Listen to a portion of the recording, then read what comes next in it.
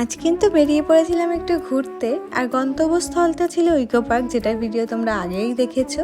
আর সেদিন কি করলাম, কিভাবে মজা করলাম, ভাবলাম সেটারও একটা ডিটেল ভিডিও তোমাদের সাথে শেয়ার করি। যেহেতু বিকেলে গেছিলাম, তো ওয়েদারটা অনেকটাই বেশি সুন্দর ছিল আর অনেকটাই বেশি কাম আর সুদিং ছিল।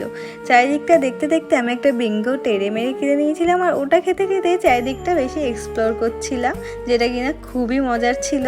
তারপর চলে গেলাম একটু লেকের ধারে দাঁড়িয়ে হাওয়ার ছোঁয়াটা যেন এক টুকরো শান্তি।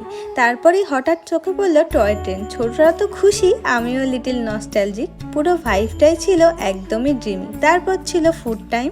আগে খেলাম চাউমিন, উফ, যেটা কিনা একদমই ডিজাস্টার ছিল। সেটা নিয়েই আমরা কথা বলছিলাম যে এত বাজে চাউমিন কি করে খেতে হতে পারে ভাই।